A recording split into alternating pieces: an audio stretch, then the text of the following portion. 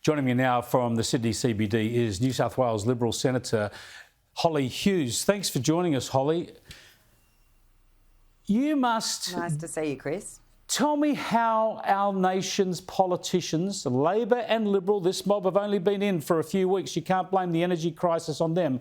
How have our policies managed to deliver energy supply crises in a country that's energy rich? Well, I agree with you when you talk about we are an energy-rich country, and it is absolutely appalling that we find ourselves in this situation. But this energy crisis has emerged since the Labor government took over, and it's because if you look at Chris Bowen, he has levers in front of him, though he doesn't seem to know which one to pull or what to do with it. Whereas previously, you did see intervention when it was Prime Minister Turnbull, Prime Minister Morrison and Minister Taylor in dealing with the gas companies directly to ensure that there was a strong domestic supply, so you weren't seeing these costs blowing out that we're currently seeing. This is almost unprecedented to see AEMO come in like this. AEMO is now saying they'll take it day by day, which is really astounding when you think about the spot market is normally a 5-minute intervaled market. So to go day by day, this is very, very considerable action by AEMO. There have been policies, and I agree, across the board have been put forward. Certainly we've seen it in the Senate with stuff being blocked because of the Labor Green Alliance that we saw there.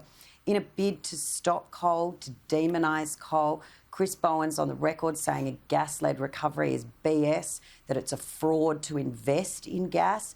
When you have this sort of rhetoric being put around, it removes the certainty for coal generators and for gas providers to keep investing in their plants. And that's why we're seeing the maintenance that's being scheduled now creating a lot of these shutdowns across the board. Some of it's scheduled maintenance. We did see problems, obviously, over COVID with maintenance being upkept. But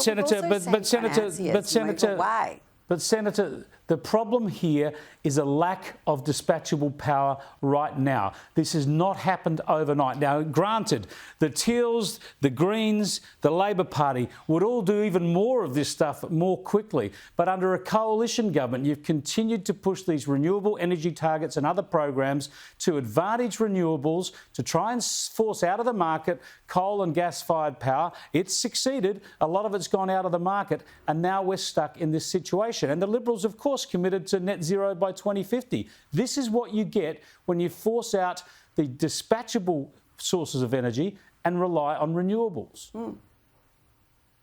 Well, and I don't think it is true in some ways that there's a lack of dispatchable energy. It's the fact that we're now seeing market intervention over prices, which is seeing those generators not bid to provide that energy. But if you also look at Queensland, where this first started, Queensland generators are owned by the Queensland government. So they're the ones that were holding up the supply issues in Queensland. I mean, I don't know whether it was Anastasia's pulling a Queensland Energies for Queenslanders or what she was doing, but they are run by the Queensland government.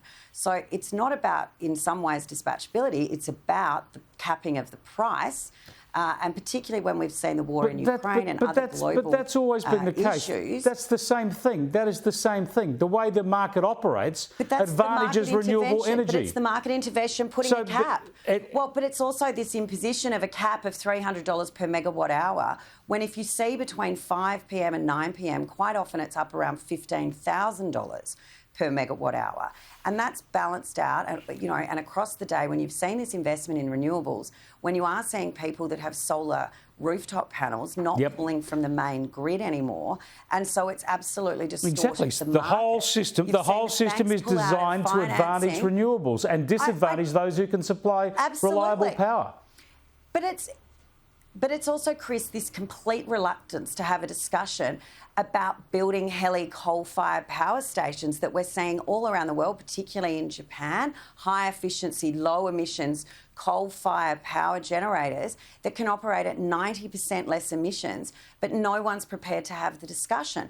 We still have an absolute paralysis in this country when it comes to talking about nuclear. Now, we can talk about what's happened in the past. I've certainly only just moved into this role. I'm certainly keen to see that these discussions start to open up. We do need to start recognising, and in fact, Madeleine King, the Labor Resources Minister, is now calling for coal-fired generators and power stations to get out there, upgrade and get back into the market in a bigger way. It's funny when your electric blanket won't work, everyone wants a bit of coal-fired power. Well, I do need to move on to another big story for the day before we run out of time. Sorry, Senator. Sure. I just want to get to your reaction to the minimum wage case.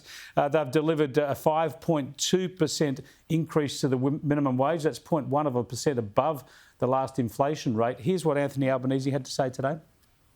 At the heart of the election campaign, I was asked whether I would welcome a decision by the Fair Work Commission to increase the minimum wage by just $1. And today they have done just that. And when I was asked would I welcome a decision, I said absolutely.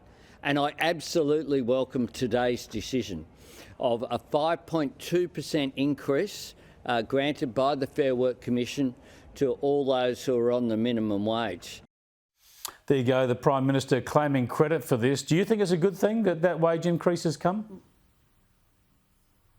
I know that it's been welcomed by a lot of people on low wages and minimum wages that they are going to see this increase. I also note that it has been delayed when it comes to hospitality, tourism and aviation because those businesses are still feeling the impacts of COVID.